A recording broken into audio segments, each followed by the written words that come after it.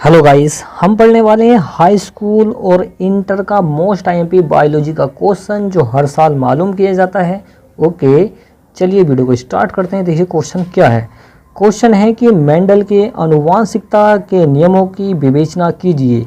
कुल मिलाकर बात यह है कि इसमें मेंडल के नियमों को दिखाना है, बताना है, समझाना है इस वीडियो के अंदर, जो हर साल पूछा जाता है 7 नंबर का। तो देखिए कितनी बार ये आ चुका है। सदाबहार क्वेश्चन है जो हर साल आता है हाई स्कूल और इंटर की क्लास में। फ्रेंड्स देखिए, आप इसके आने से इसका अंदाज़ा लगा सकते हैं कि कितनी बार ये आ चुका है।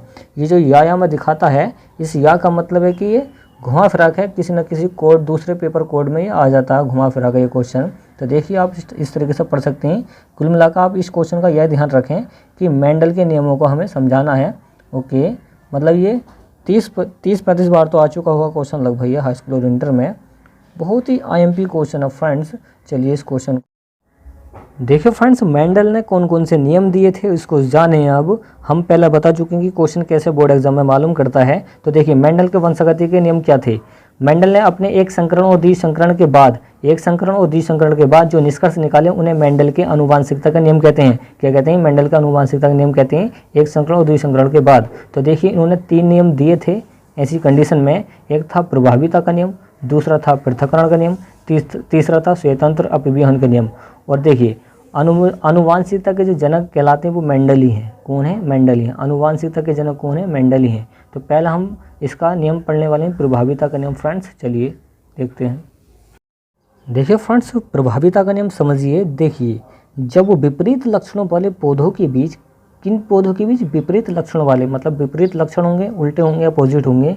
जब विपरीत लक्षणों वाले पौधों के बीच संकरण कराया जाता है, संकरण मतलब क्या? उनका निषेचन कराया जाता है, तो उनकी संतानों में से जो संतानें बनेंगी, जो नया पौधा बनेगा, उनकी संतानों में से एक ही लक्षण दिखाई देता है और दूसरा लक्षण दिखाई नहीं देता है। पहले लक्षण को प्रभावी तथा दूसरे लक्षण को अप्रभावी कहते हैं। जो पहला लक्षण दिखाई देगा उसको प्रभावी कहेंगे, सिंपल सी बात है, और दूसरे जो लक्षण दिखाई नहीं दे रहे उसको अप्रभावी कहेंगे। इस नियम को प्रभाविता का नियम कहते हैं। काफ़ी आसान भाषा में लिखा गया फ्रेंड्स। तो देखिए इसके एग्जांपल समझिए। मटर के पौधे पर उन्होंने क्या परीक्षण किया था। ओके, तो देखिए हम क्या कर रहे हैं यहाँ पे, हमने लिया है यहाँ पे, देखिए इसका एग्जाम्पल को समझे फ्रेंड्स। एग्जाम्पल क्या है कि शुद्ध लंबे पौधे लेने हैं और शुद्ध बोने पौधे लेने हैं।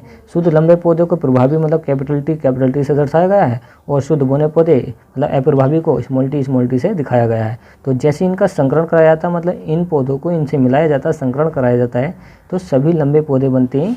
ओके, मतलब ये कैपिटल टी आपको दिखाई देगा संकरण के बाद, और स्मॉल टी नहीं दिखाई देगा, मतलब प्रभावी लक्षण दिखाई देगा और स्मॉल टी वाला नहीं दिखाई देगा। इसी को बोलते हैं क्या? प्रभाविता का नियम। तो ये F1 पीढ़ी कहलाएगी फ्रेंड्स। चलिए दूसरा वाला इसका पढ़ते हैं नियम। देखिए फ्रेंड्स, प्रभाविता के नियम से निम्नलिखित लक्षण इन्होंने निष्कर्ष निकाले थे कि इन्होंने मेंडल ने, कि लक्षणों का जो नियंत्रण होता है वो इकाइयों द्वारा होता है। किसके द्वारा? इकाइयों द्वारा होता है, जिन्हें कारक कहते हैं, जिन्हें फैक्टर कहते हैं। और कारक जोड़ों में पाए जाते हैं। किन में? जोड़ों में पाए जाते हैं। अब देखिए नया वाला, इसका जो दूसरा वाला नियम था पृथक्करण का नियम, उसको समझते हैं फ्रेंड। देखिए फ्रेंड्स, पृथक्करण का नियम क्या है कि जब F1 पीढ़ी की विषम युग्मजीव पौधों में, जब F1 पीढ़ी की जो पहली पीढ़ी है, जब F1 पीढ़ी की विषम युग्मजीव पौधों में स्वयं परागण कराया जाता है। स्वयं परागण का मतलब है कि एक के परागकण दूसरे पर चले गए, तो स्वयं परागण कराया जाता है।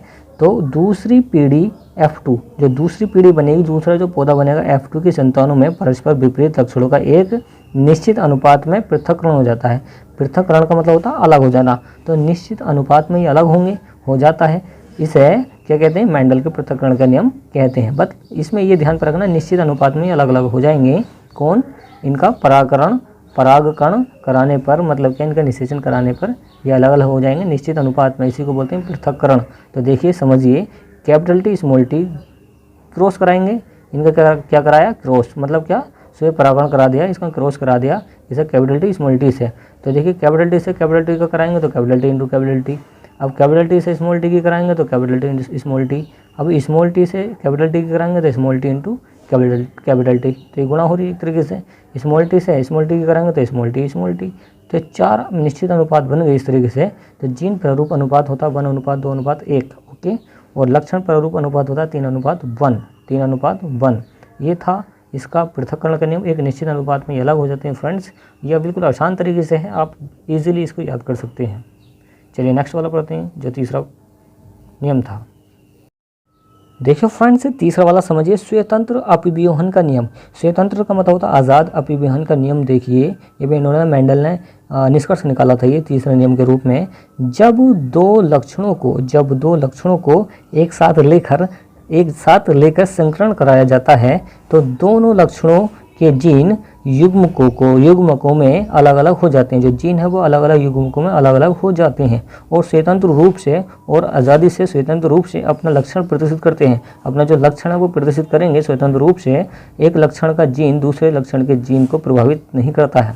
इसमें क्या होता है कि एक जो लक्षण का जीन है वो दूसरे लक्षण को प्रभावित नहीं करता है। इसे स्वतंत्र अभिव्यूहन का नियम कहते हैं। इस तरीके से आप समझ सकते हैं। बस सिंपली क्या ध्यान पर रखना, जब दो लक्षणों को एक साथ लेकर संकरण कराया जाता है, दो लक्षण होने चाहिए, एक साथ संकरण करा दो, उनका क्या निषेचन करा दो। ओके, जो सेक्सुअल रिलेशन होता है वो संकरण ही होता है एक तरीके से, वो ह्यूमन में होता है, यहाँ पे पेड़ पौधों में हो रहा है। तो दोनों लक्षणों के जीन युग्मकों में अलग अलग हो जाते हैं और स्वतंत्र रूप से अपने लक्षण का प्रदर्शित करते हैं। एक लक्षण का जीन दूसरे लक्षण के जीन को प्रभावित नहीं करता है। इसी वजह से इसको बोला है स्वतंत्र अभिव्यूहन का नियम।